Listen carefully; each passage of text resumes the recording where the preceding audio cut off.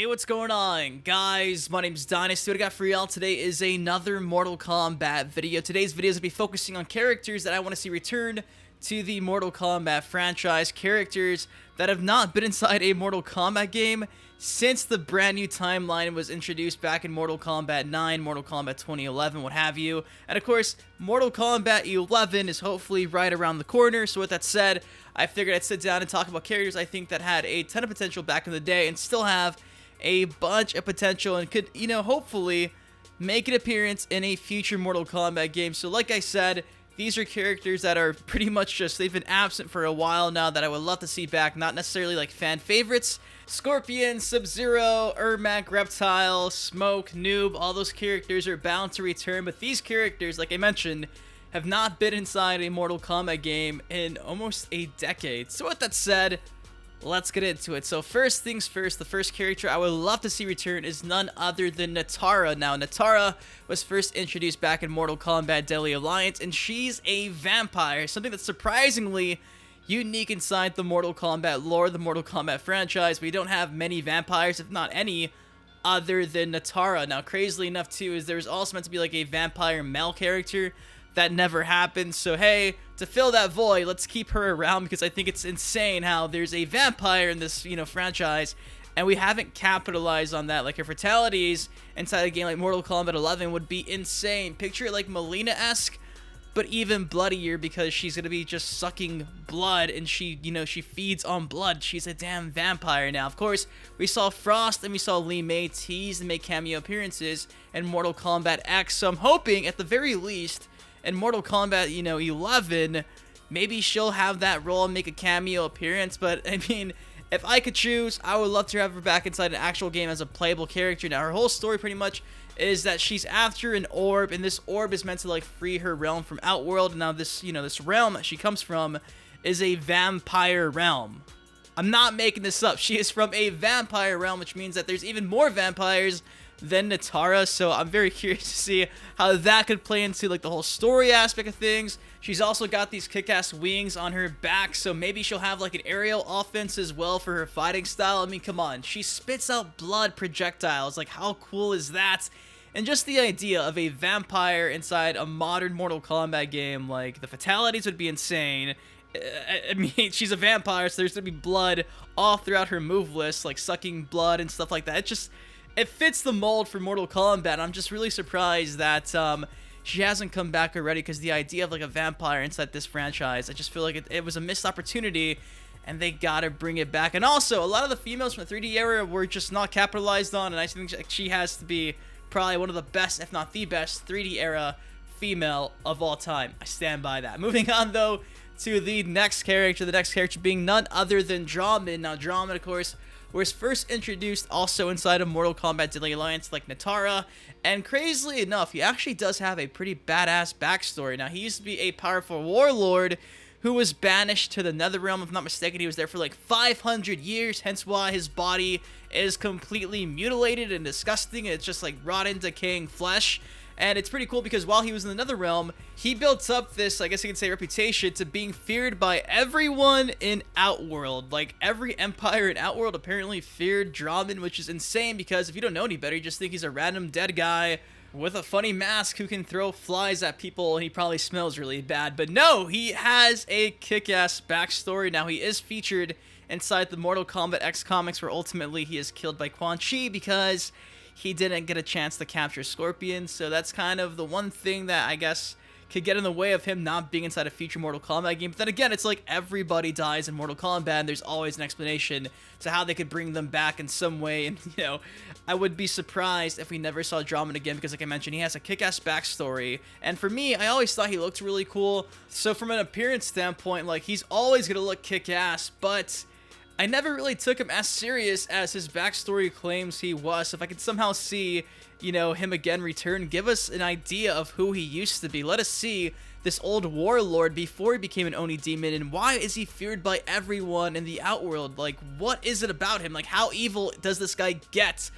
Other than just the guy who does like a spinning move with his arm and his club, and he shoots out flies. Like, I think he's a lot more than meets the eye, and I really hope if he does return, we get to see like this evil, mutilated, scary, big bad, and not necessarily like just a random guy with a mask, because I feel like that's what he was, and it sucks because if they just tapped it a little more and made it personal, I think a lot of people would really enjoy a character like Draman. Now, moving on to my third character, it's going to surprise, I think, a lot of people, that being none other than Haru. Now, Haru first made his debut in Mortal Kombat Deception, and I think he has a pretty kick-ass look from the get-go. Like, I love his body armor, I like his Fujin-esque long white hair, his glowing eyes. I always thought Haru looked really cool. He comes from the Order Realm, and of course the Order Realm is a dystopian realm where order is everything. Like, the rules there are pretty insane. I mean, for instance, Shujinko got locked up for a bunch of years for breaking curfew. Like, everything at the Order Realm is pretty insane and just super serious. And of course, Haru is a general in this dystopian world that we know as the Order Realm. So yeah, we have a character who believes in law and order, and I mean, it's very serious law and order. And of course, inside the Conquest for Deception, we see, you know, Shujinko locked up probably like in his early 20s, and by the time he gets released, he's like in his mid-50s. He's an old man, and of course, after all of these years, Haru looks the exact same, because people that come from the Order Realm are kind of like Adinians, where they don't age over time. They always stay the same. Another cool tablet there I thought was interesting about, of course, Haru.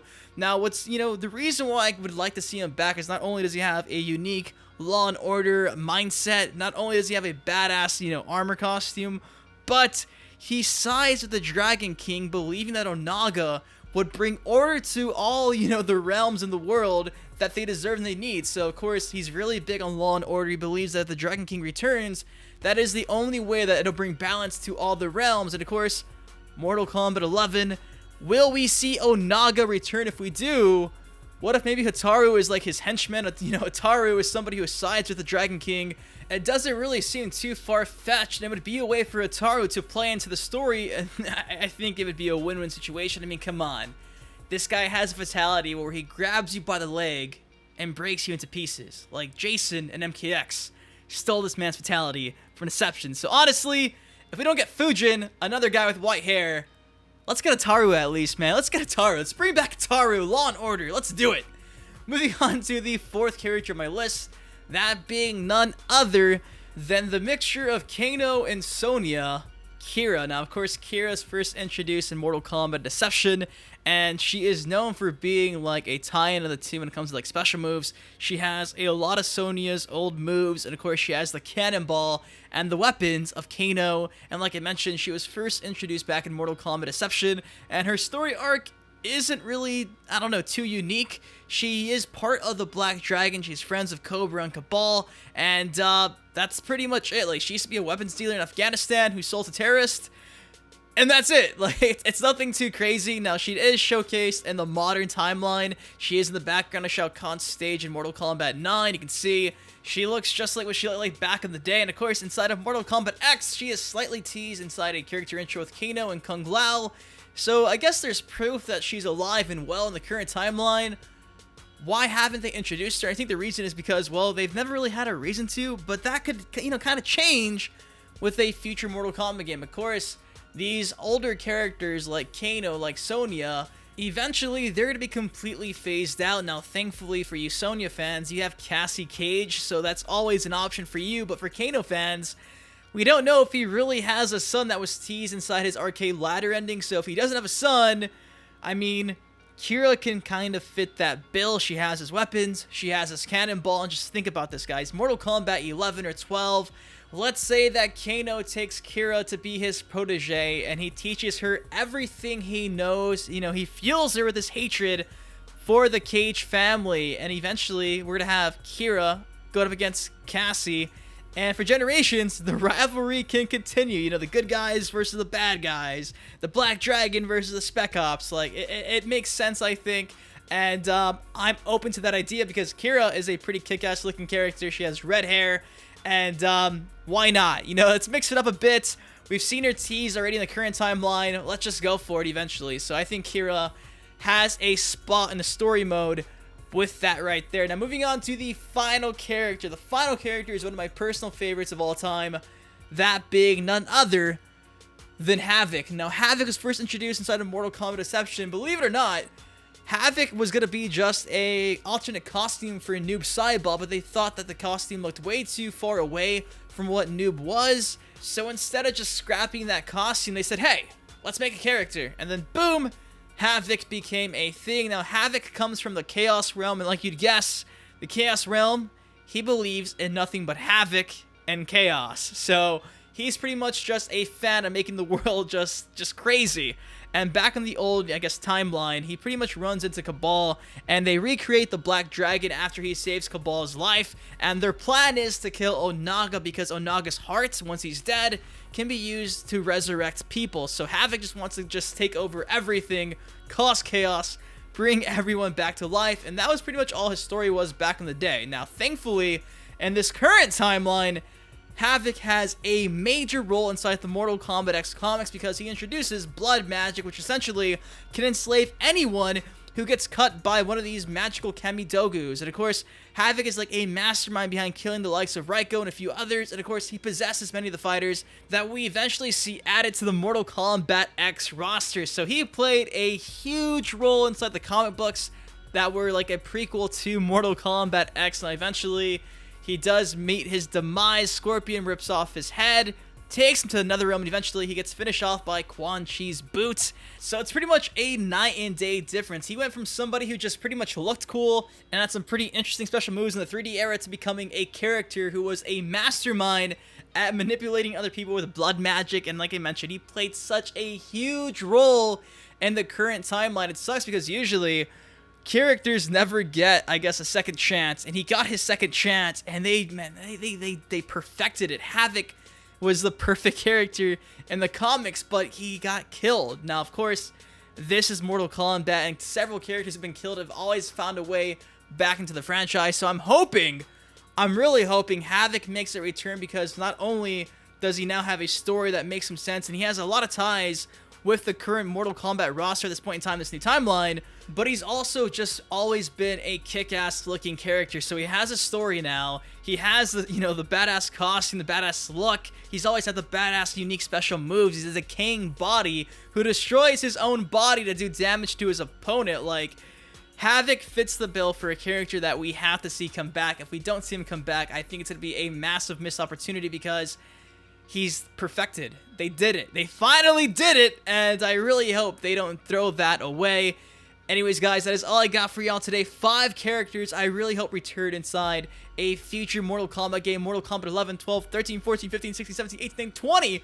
Does not matter. Just 5 characters I think that we should see, because if we don't, man, I think that's it's a lot of missed opportunities. Anyways, what do you guys think of my list? Who do you want to see make a return in the future? Let me know. Of course, if you did enjoy this video, please take 1 second and drop a like on it. Make sure to subscribe for some more MK content. Until next time, I've been your host. I've been Dynasty. You guys take care, stay safe, and I'll see you all later. Peace. Setups, you one of the greatest. You deserve more exposure, man, you underrated. To all the Dynasty haters, promise you'll love him later. Y'all gon' react like he did when he seen the trailer. But hold up, let me hit y'all with a twist. Wait, I'm Sub-Zero, the rap game is the Lin Kuei. You see, I've been a fan of Dynasty for years now. GTA, MK, and Justice, I'm still down. Rapper